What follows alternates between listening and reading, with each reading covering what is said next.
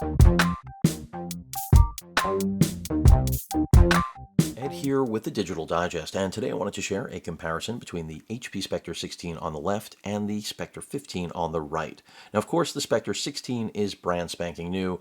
I just received this from HP for review purposes, and it will be going back to the manufacturer. And it incorporates a brand new 16-inch UHD Plus OLED panel that is 16 by 10. And that's probably the first thing you notice because the display is considerably taller than the 15.6-inch 16 by 9 UHD OLED panel incorporated in the Spectre 15. Both have 400 nits of brightness. Both are excellent displays, but I do think one is better than the other. So let's take a look and a listen to each display and their speakers, and then I will give you my impressions. And I'm also really curious as to what all of you think. So let's go ahead and do that right now.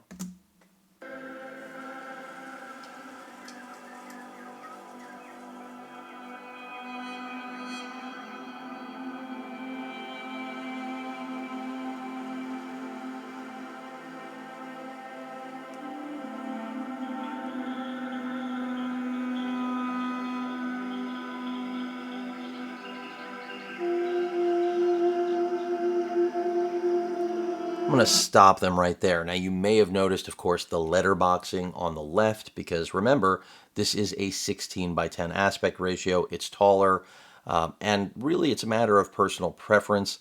I find both are really good, but there's no question 16 by 10 is coming back and coming back strong.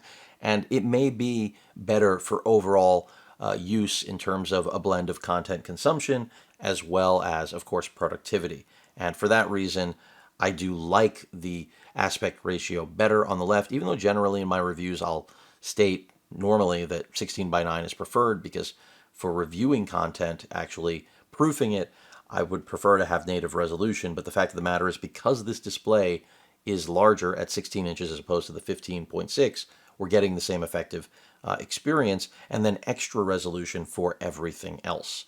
So by that measure, I dig it. You know, when we're dealing with lower res panels that aren't OLED, that's another story. Doesn't mean I don't like the 16 by 10 aspect ratio there, but I do think that HP has made a solid improvement here. And these screens are nowhere near max brightness. Just to give you an idea, we're probably about 70%, 65% there, and here about the same. Now, if I were to crank these all the way up, they will be completely blown out. So anyone saying 400 nits is not enough, you know, I'm not sure what you're looking at. So let's take a listen to the speakers. I will just start with the Spectre 15. Make sure volume is all the way up.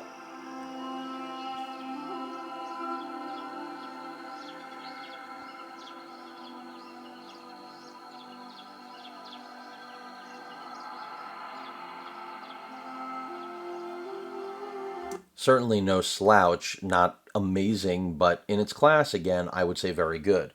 Take a listen to the Spectre 16. Also at 100.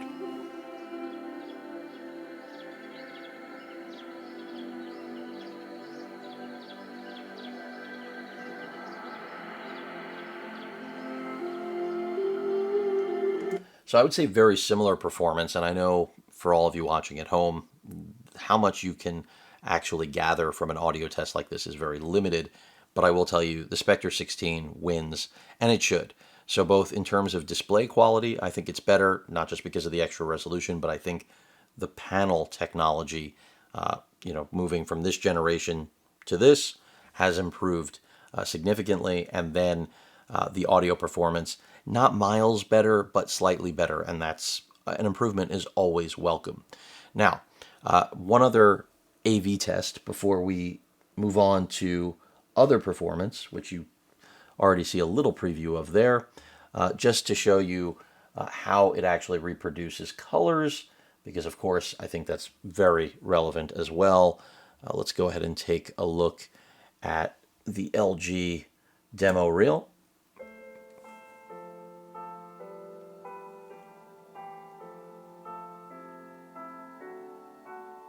Both are high gloss, if that wasn't obvious already.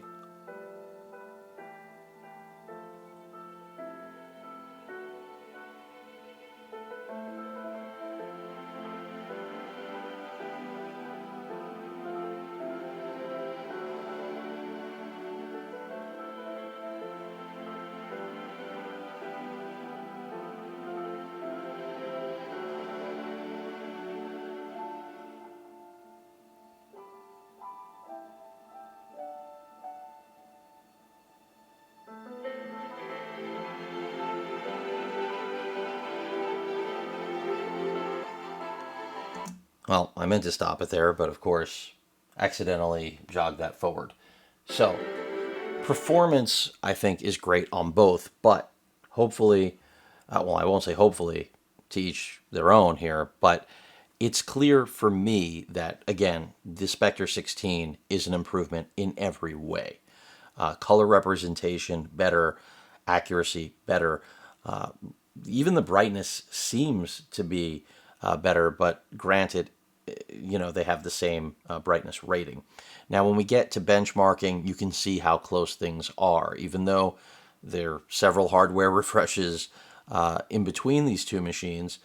It reflects that this was still the top of the line Spectre at its time, and they're not separated by huge amounts of raw hardware performance, which is a good thing if you still own this.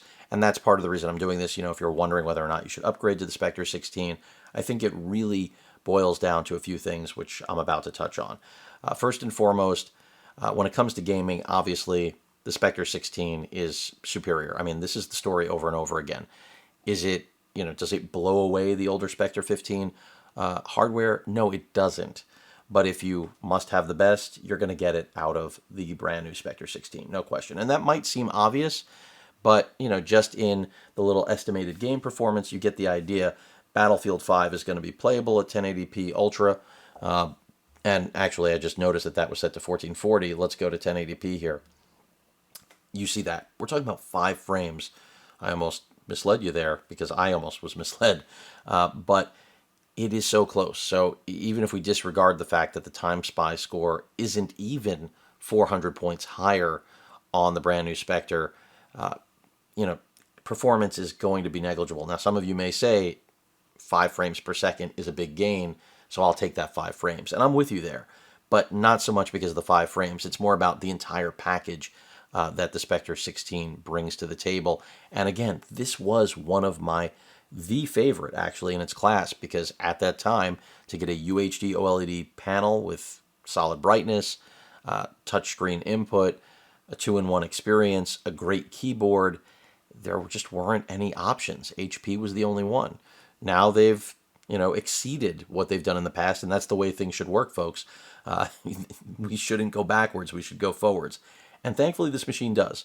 Now, the keyboard is just as good here as it was here, but obviously we gave up the numerical pad. But what did we gain? A gigantic trackpad. So if a larger touchpad is something that was on your short list, you got it. In addition to that, what is arguably the most important thing that I've noticed so far is that this machine is so much more quiet than the Spectre 15. And that to me is maybe a difference maker altogether. For example, if you are not attracted to the new design and you prefer the older design language, which, sharper edges, no soft curvature really, certainly, as you may have noticed, the design at the top of the display, again, it's curved. We had more, there's still curved edges on the older machine, but sharper corners. Now things are rounded out. I personally like this more. I know some of you inherently will not like it more, but you will like the fact that it operates so quietly. Even when idling the older Spectre 15, occasionally the fans would kick up. That's really not happening with the new Spectre 16. And under load, it's quieter as well, and it appears to have less throttling. So if those things matter to you, which they should, the Spectre 16 does make a really big performance leap there, and I think that's critical. Now, when it comes to, again, the keyboard experience, it's a wash. The trackpad, this is definitely better, not just because of the size, it's just a better trackpad. And in addition to that, you still have all the niceties that the keyboard had to offer in this generation here, but they've added some things, like a direct button to the HP software, which could be set to the Omen software. I mean, you choose where you're going to go. In addition to that, the webcam is better on the newer Spectre 16. Both, of course, support Windows Hello. They have IR camera systems, so that's still good. And of course, we have a fingerprint scanner right here. I mean, so there are a lot of things to like about what has, or the evolution of I almost said Omen, of the Spectre lineup. Now, I may have said Omen before, so I'm confusing myself. The fingerprint scanner here, I mean, if you were personally a fan of that location, I don't think it really makes a difference. Both work well, so that's kind of a moot point. When it comes to I/O, it's nearly identical. I'm going to show you around the machine in a second, but before I do that, battery life, charge time, both of these are powered by 135 watt power bricks. Both of them can take power over their Thunderbolt ports. Of course, here we have two Thunderbolt 3 ports. Here we have two Thunderbolt 4 ports, which is nice that you have that option to trickle charge. You won't get full performance with this machine on the trickle, but again, quieter, and also when it comes to weight, and I think this is surprising for a lot of people, this machine 4.2, I don't know if it's 4.23 or 24, but 4.25 pounds. This one 4.44. So we're getting a bigger display, in many ways better performance across the board in every facet, and it's not that much heavier. And I do prefer this display. You already know that. Now, in terms of the RAM, both have 16 gigs, both have soldered RAM.